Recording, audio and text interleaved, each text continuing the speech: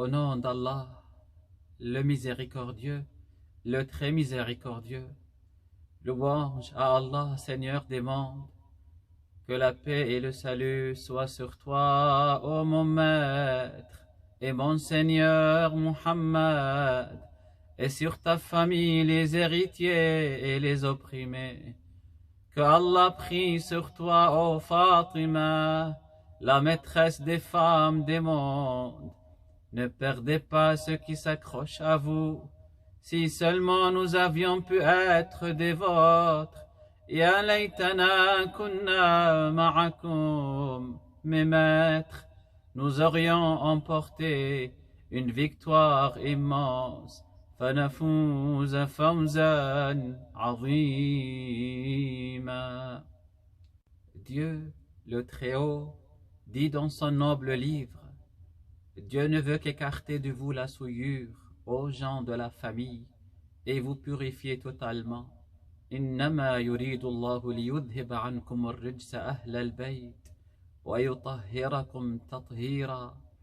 Notre-Dame, la sainte purifiée Az-Zahra Fatima, alayha salam, est selon maintes traditions prophétiques la maîtresse des femmes des mondes, Sayyidatu Nisa al-Alamin, la maîtresse des femmes des croyants, la maîtresse des femmes du paradis et la maîtresse des femmes de cette nation. Nous assistons à la commémoration, à l'anniversaire de son passage à l'autre monde. On rapporte qu'elle s'est présentée auprès du prophète, sallallahu alayhi wa alihi, alors qu'il était mourant, il agonisait. Il l'a prise dans ses bras et lui chuchotant quelque chose, quelques paroles dans l'oreille, elle s'est mise à pleurer. Puis il l'a prise dans ses bras et lui chuchotant encore quelques paroles dans l'oreille, elle a souri. On lui a dit alors: pourquoi tu as pleuré et pourquoi ensuite tu as souri? Az-Zahra a répondu: je ne suis pas celle qui divulgue le secret du messager de Dieu. Alors qu'il était encore en vie. Après sa mort, elle s'est expliquée ainsi. La première fois, il m'a dit qu'il était sur le point de mourir, et cela m'a fait pleurer. La seconde fois, il m'a dit que je serais la première des membres de sa famille à le rejoindre, et cela m'a fait sourire. Elle voulait dire que leur séparation ne sera pas pour longtemps, et qu'ils se rencontreront très prochainement. Il l'appelait la mère de son père. Après l'hégire, elle vivait avec lui dans une seule maison. Elle était la dernière à le voir lorsqu'il voyageait et la première à le voir lorsqu'il rentrait. Le messager sallallahu alayhi wa alihi retrouvait repos, calme, sérénité et tendresse dans la maison de Ali et de Fatima. Car cette maison incarnait l'islam dans toutes ses valeurs, dans toutes ses significations, dans toute sa spiritualité et dans tout son djihad, au plus fort du sacrifice et d'altruisme. Il savait que sa fille vivait avec le Seigneur toute la nuit jusqu'à l'aube, selon son fils l'imam al-Hassan alayhi salam qui, très jeune enfant, la regardait tout en veillant. Elle priait jusqu'à voir ses pieds s'enfler. Intelligent et particulièrement conscient, il était étonné de l'entendre prier pour les croyants et les croyantes sans le faire pour elle-même. Elle qui était fragile et faible à cause de son travail ménager et ses souffrances en faisant face à la déviance, et lui en demanda la raison. Elle lui disait: « Oh mon fils, le voisin avant la maison. » Tels sont les caractères des gens de la famille, alayhimus salam. Leur satisfaction était celle de Dieu, et leur colère était celle de Dieu. Le prophète sallallahu alayhi wa alihi a dit: Fatima fait partie de moi. Fatima, qui la met en colère, me met en colère. Car comme le prophète sallallahu alayhi wa alihi, Fatima n'était en colère contre quelqu'un que lorsqu'il s'éloignait de la vérité. On dit que chaque fois que le prophète sallallahu alayhi wa alihi se trouvait assis et que Fatima arrivait, il se levait pour l'accueillir, puis, par tendresse et affection, il lui embrassa la main et la faisait asseoir à sa place. De son côté, Fatima alayhi salam faisait de même pour le prophète. Il s'agissait d'une communion spirituelle qui incarne le sens de l'humanisme et qui fait de Fatima un exemple à suivre. Fatima alayhi salam s'adressait aux musulmans dans la mosquée de Médine avec cette spiritualité qui ne démontrait aucun égoïsme. Sachez que je suis Fatima et que mon père est Muhammad. أيها الناس اعلموا أني فاطمة وأبي Muhammad. Elle voulait leur dire, je vous parle à partir de messagers, à partir de messages et non pas à partir de l'ego. Je suis une partie de Muhammad, non pas de Muhammad en tant que corps, mais de Muhammad en tant qu'esprit. Cette femme qui s'est élevée par son esprit vers Dieu, s'est élevée par sa responsabilité dans sa maison et sa société. Elle était une enseignante lorsque les femmes se réunissaient autour d'elle pour apprendre ce qu'elle a entendu parmi les paroles du messager de Dieu. Elle apprenait ces paroles par cœur. En assumant toutes ses responsabilités, elle possédait la force de l'attitude, la force de la preuve et la force dans la confrontation. Elle a tant souffert après la mort du messager de Dieu. Trop blessée et trop tôt, on voit plusieurs tombes creusées au cimetière de Al-Baqir et un seul cercueil. Ali est ici, plus seul que jamais. Ali est là pour rendre au prophète sallallahu alayhi wa alihi celle qui lui a été confiée. Trop blessé, trop tôt. Quelques heures auparavant, lors de la dernière rencontre entre Fatima et Ali, qui prenait soin de ses blessures, elle lui confie ses dernières volontés. Elle demande d'être enterrée la nuit secrètement.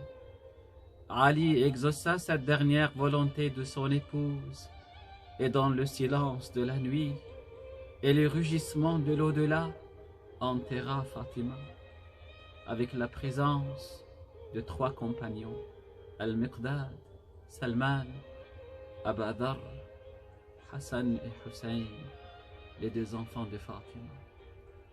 Fatima ne souhaitait que les gens et les certains compagnons du prophète soient présents dans ses obsèques. Mais pourquoi? Qu'est-ce qui a été motivé? Cet enterrement simple et solennel de la fille du prophète dans la ville de Médine, la ville du prophète.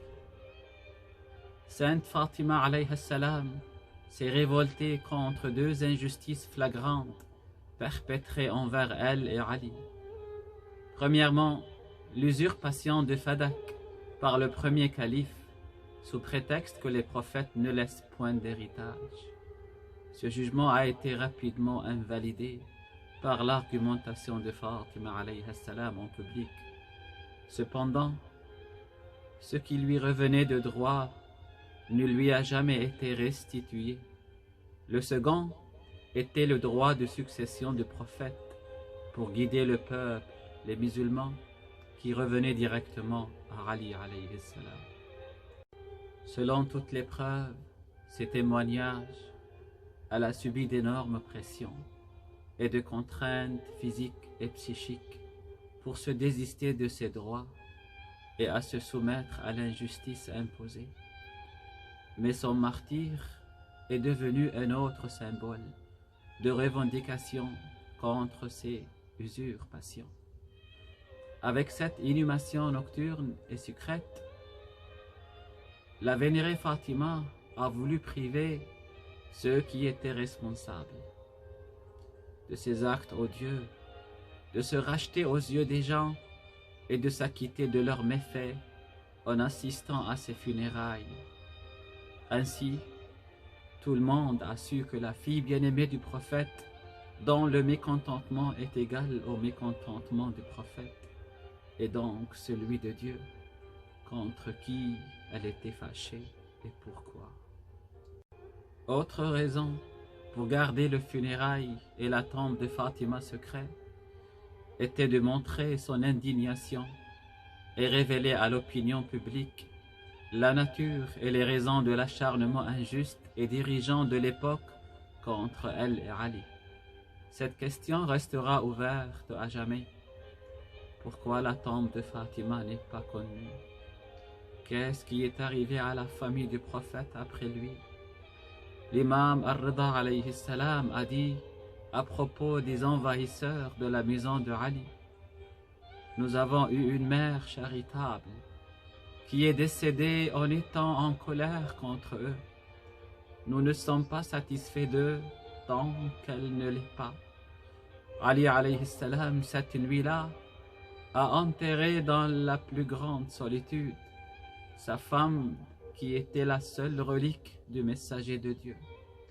Le lendemain, les gens se demandaient pourquoi Fatima était décédée si jeune, enterrée discrètement pendant la nuit alors que nous dormions.